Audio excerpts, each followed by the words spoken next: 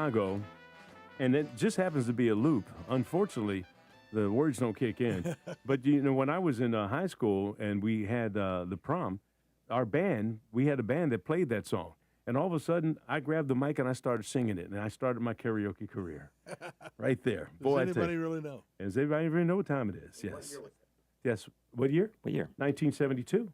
And how did it turn out? I'm here. I'm not on tour. Jeff, You didn't record an album, did you? I did. I did have a record out with Catawba Records back in 1985. Wow. Anyway, but that has nothing to do. Look, but I'm here. So you see, there's no Michael Jackson in me. But anyway, Jeff Williamson and Andrew Barksdale are on the screen right now on our podcast, on my Facebook page, and also YouTube channel. Andrew and I, we were just talking. How far we go back?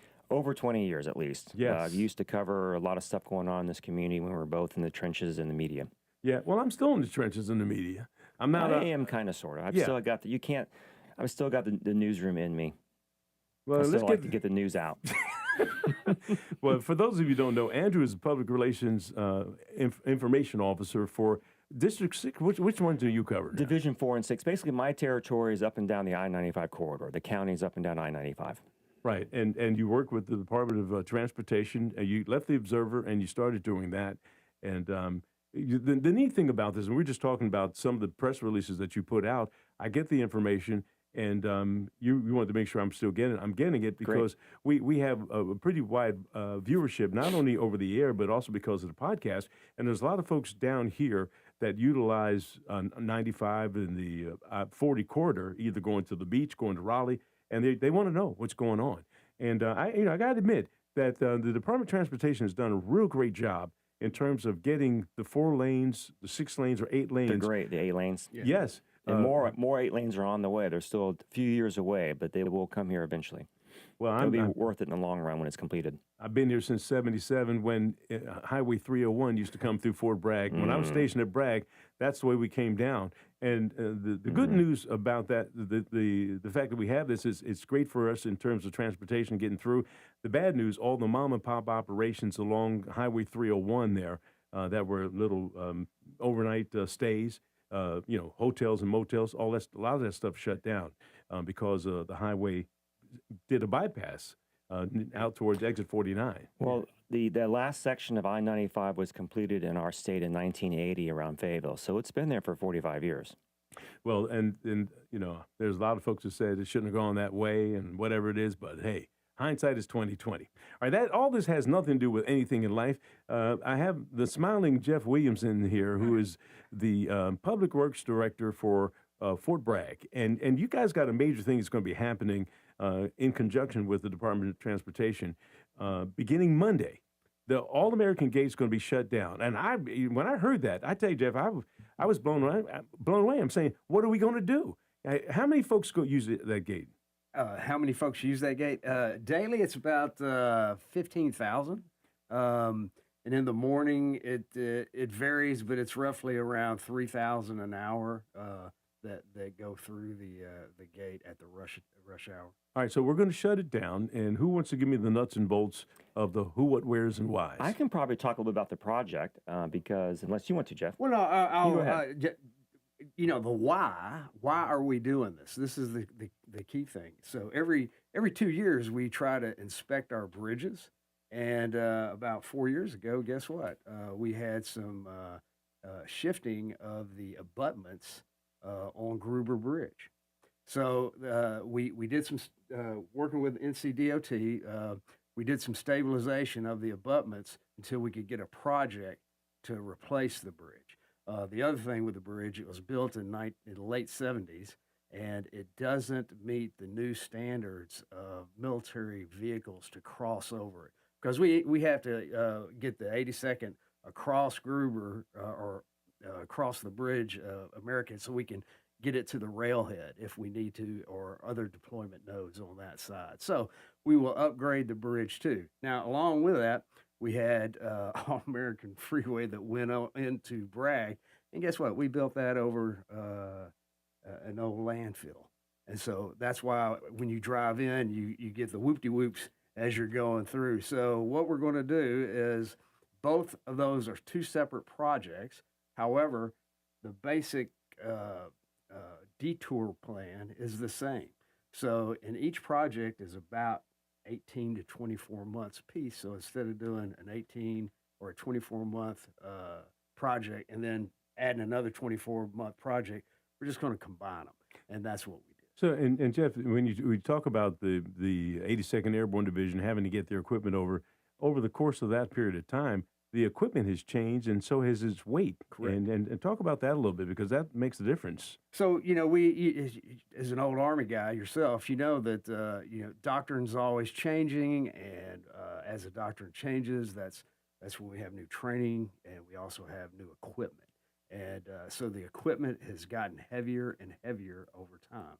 And we still have some new stationing actions where we think that we're going to get, and we'll have a more heavy equipment that we will have to deploy.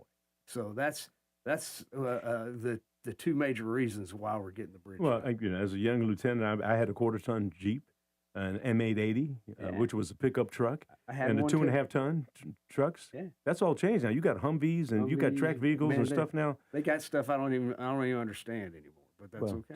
No, that's okay. Yeah. All right. So, Andrew, what do you understand about this operation here? Because, well, I'm glad Jeff's here. I mean, I have a high-level view of the aging infrastructure that we're going to replace and make permanent, long-term repairs to, and I'm glad Jeff's here because he gave all the details.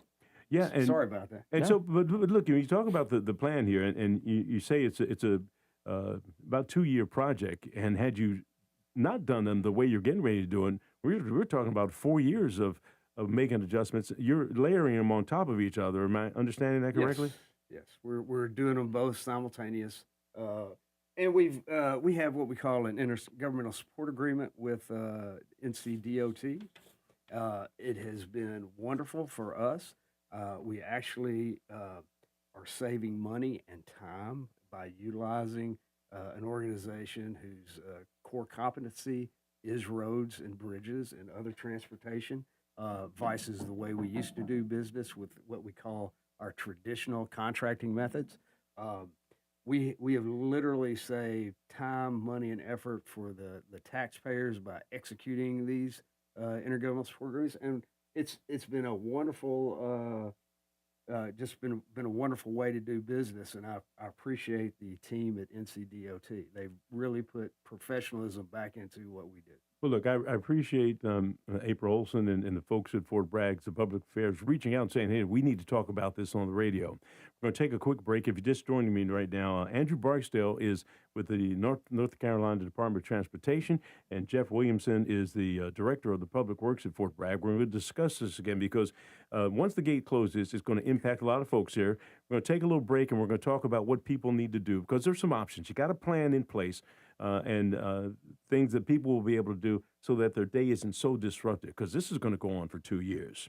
You're listening to News Talk 640 WFNC. We've got Fayetteville's most dependable forecast with CBS 17 meteorologist Rachel Dunsey.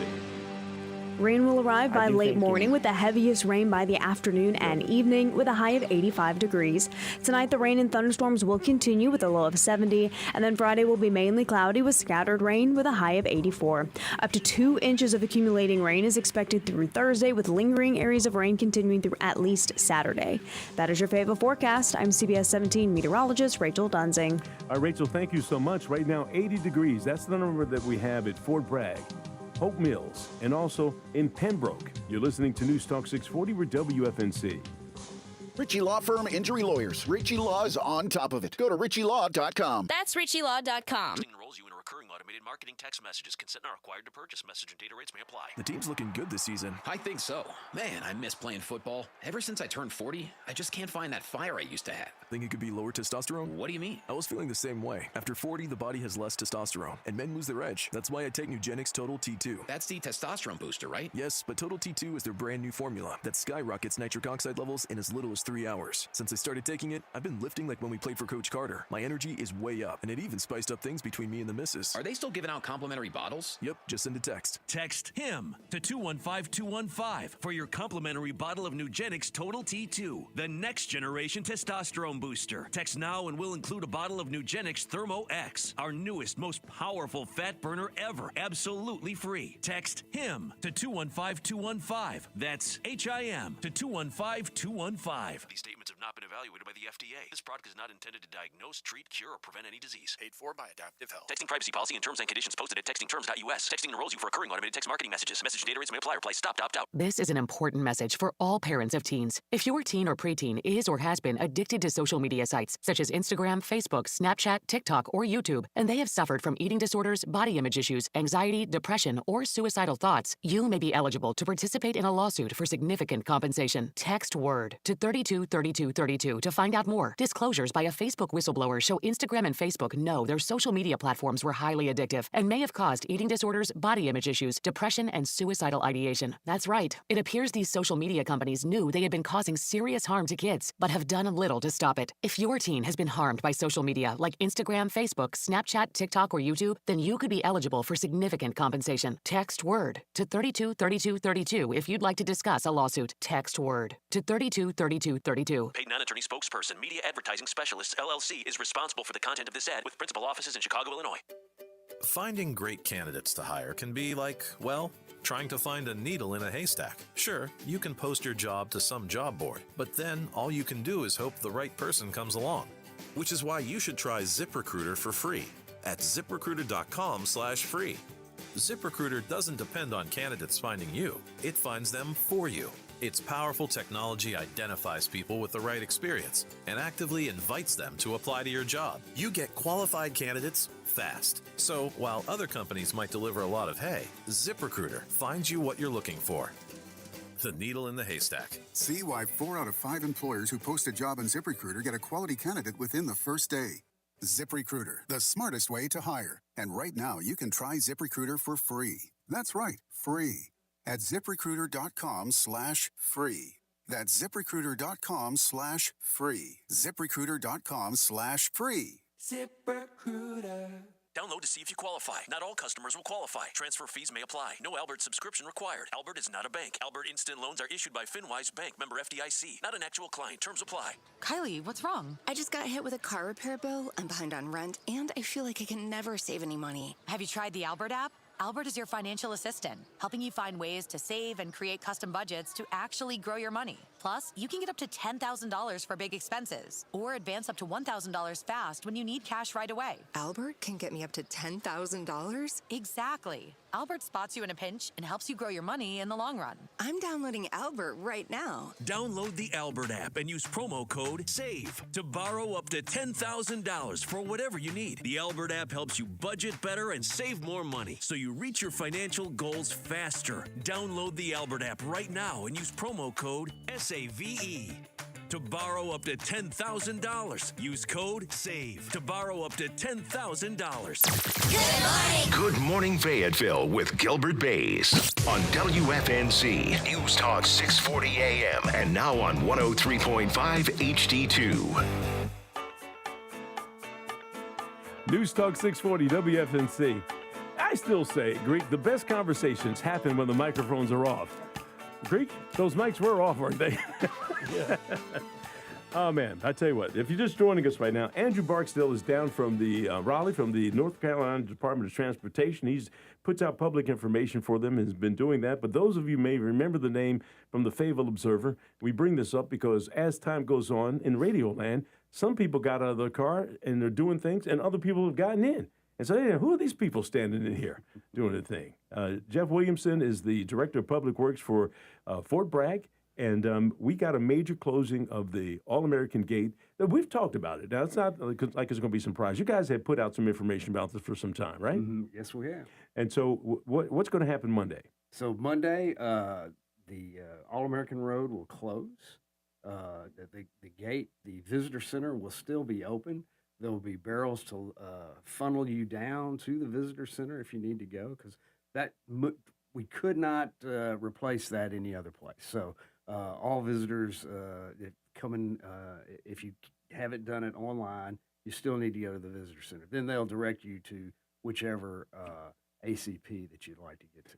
Okay, and in terms of the ones, which ACPs are available, and what's the best way to make this happen? Because you're going to have to do a U-turn, and Right, and you'll come do a back. U-turn, and so we did a model of the traffic coming in, and the model shows about 70% of the people that use it will go to the west. So about to Canopy Gate, Riley Gate, those on the west side, and 30% will go up. That's a model. Murphy will step in, and so it may change. We may adjust, and we'll be monitoring it. So if we need to move the gate guards from one gate to the other as the traffic flows, doesn't go like we modeled, then we'll adjust. Can I also add that the Department of Public Works and Division 6, their traffic services, they intend to be looking closely at the traffic signals around some of those areas where you come off, because we've kind of got, so do you remember when the Morganton Road Bridge near the mall was closed for about 6 months? Yes. For about 15 years ago. Well, the traffic services is actually the city of Fayetteville managing the traffic signals. They had to monitor them and redo them because all the traffic patterns changed and traffic volumes were rerouted.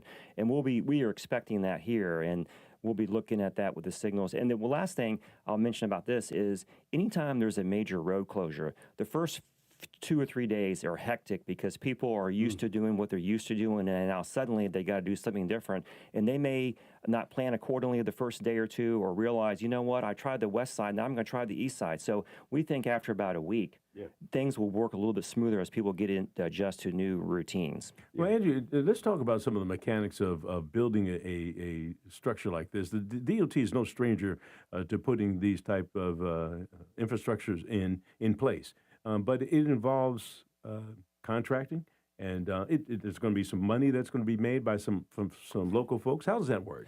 Well, again, Jeff had mentioned the intergovernmental agreement. When we adopted it with Fort Bragg and the Department of Transportation in 2019, it was the first of its kind at the time. And I think some other states, Texas may have followed later. Texas did. I was at Fort Riley before I came here. I actually read it and was trying to copy it, but Kansas DOT didn't want to do it. So DOT, North Carolina DOT was a pioneer. It had to be adjusted a few years later to kind of work out how the money flow worked, because Fort Bragg pays for this entirely, including administration fees. So, but like Jeff had said, North Carolina DOT has expertise in road building, and Jeff gave a great point about all the benefits to it, and it does help because we're consistently adding contracts to this area. It's helping small businesses, small contractors, and here's some statistics. This is since 18 total projects for $29 million have been completed.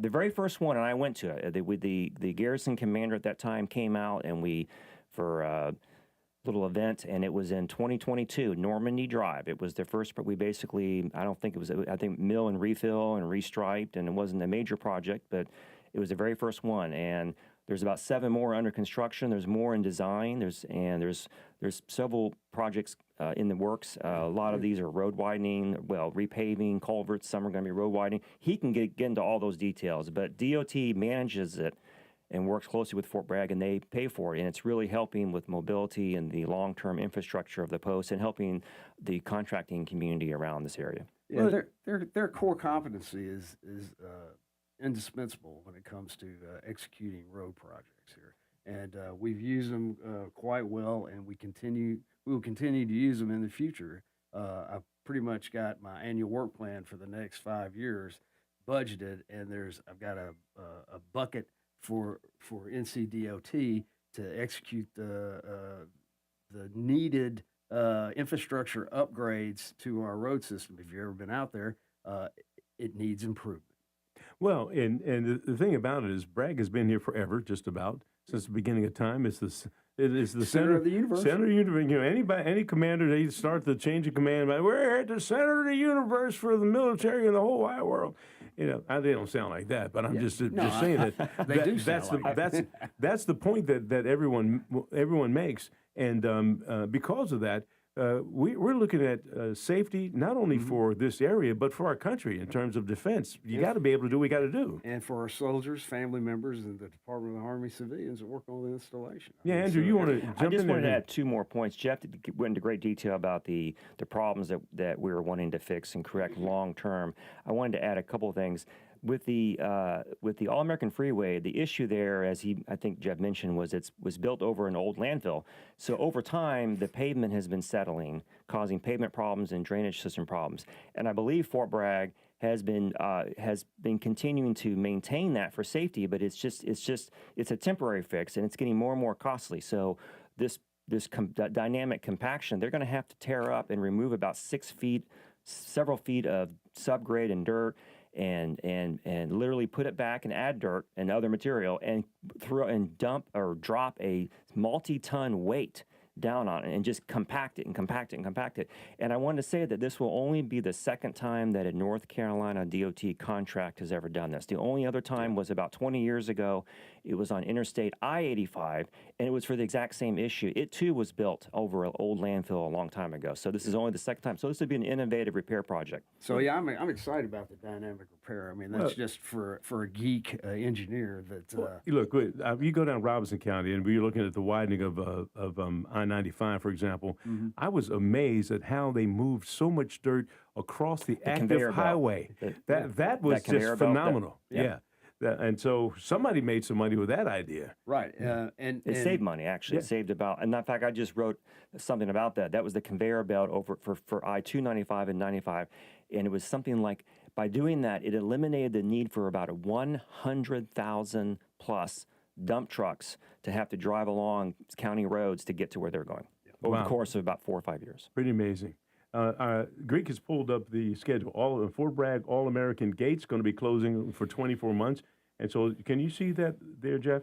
Yeah, we'll have 6 24-hour gates open. Well, here, I see them. I can read. I can't read that. Yeah, Longstreet, Chicken Gate, Yakin Gate, Honeycutt Gate, and R. Miller Gate, and then Canamy Gate. So those are the 24 hours. Gates. That's 24 hours. And the thing about, I've used Canopy, but that's South Mall when we're going to the commissary and things like that over there. That's not always open. Is that 24 hours during the week? 24 hours. Not 24 hours even 24 the weekends? hours weekends. Is that because they used to close? Every day. I know, not now. Okay. So the gates will be increased in operational hours to make up for it. Right.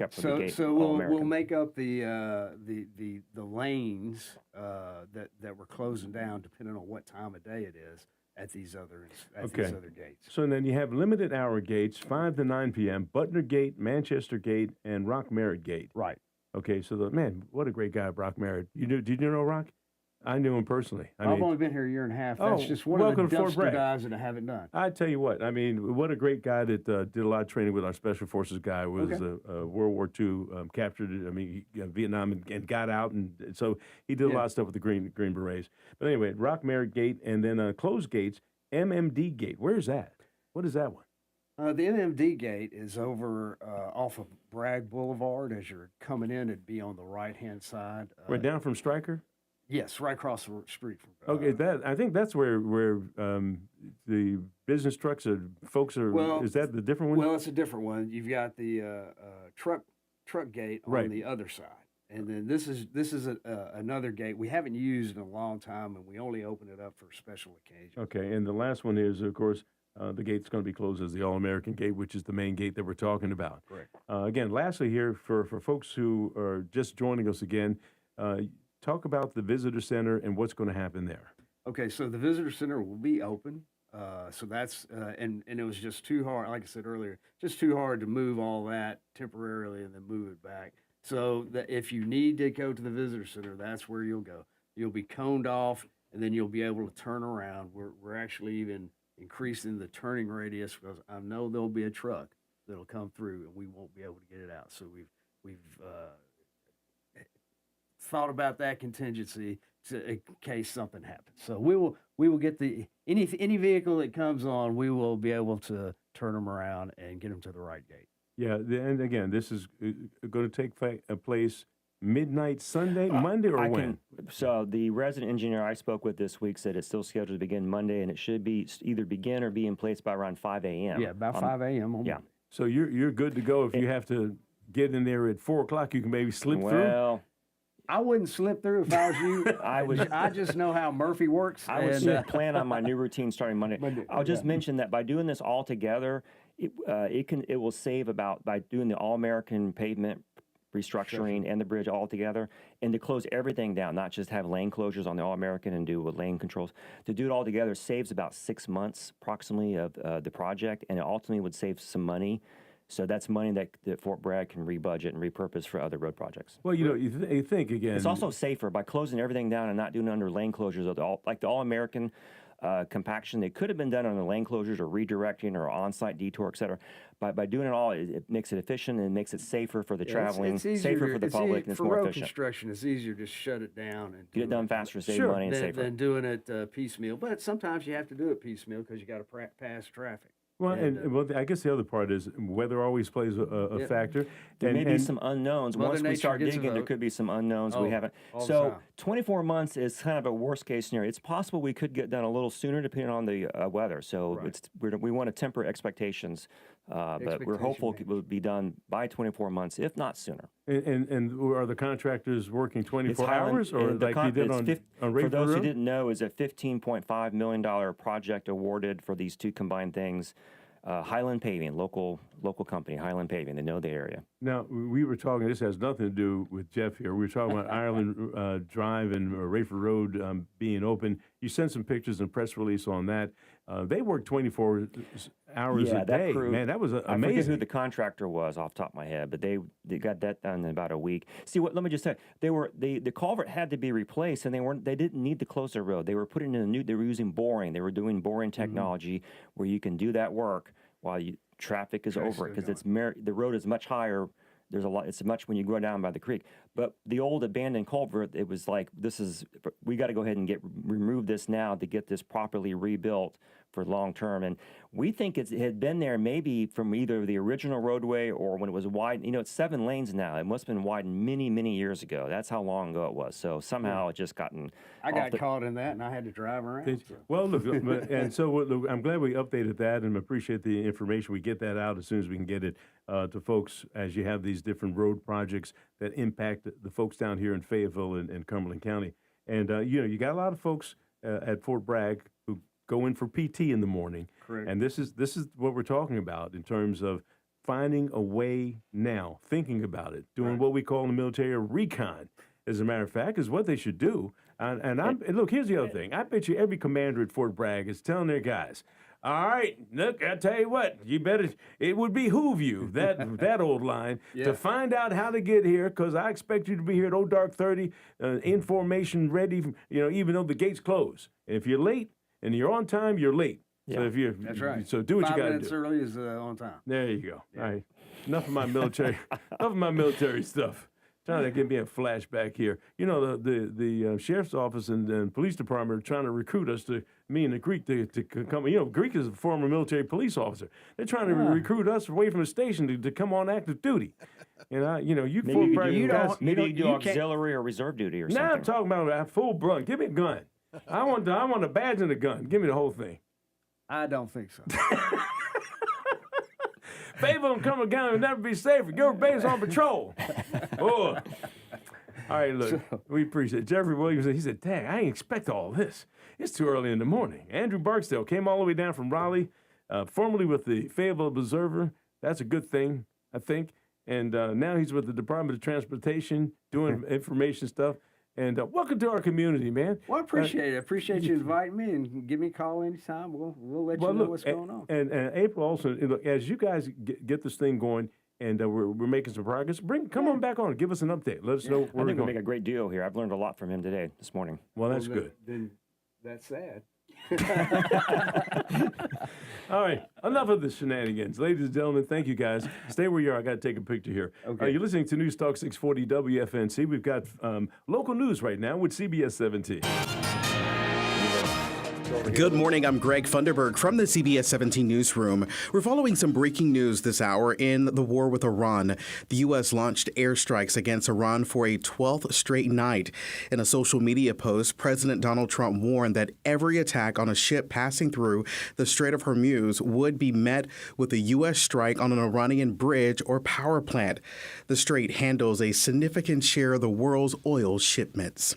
Governor Josh Stein ordered flags to be flown at half-staff through tomorrow to honor the 2 Fort Bragg soldiers who died fighting in the war with Iran. Their remains, along with the remains from 2 other fallen U.S. soldiers, returned to the U.S. yesterday. The military says Sergeant Michael Swinton was killed in Iraq during a controlled detonation of a drone. First Lieutenant Tyler Feehan died over the weekend in an enemy attack in Jordan.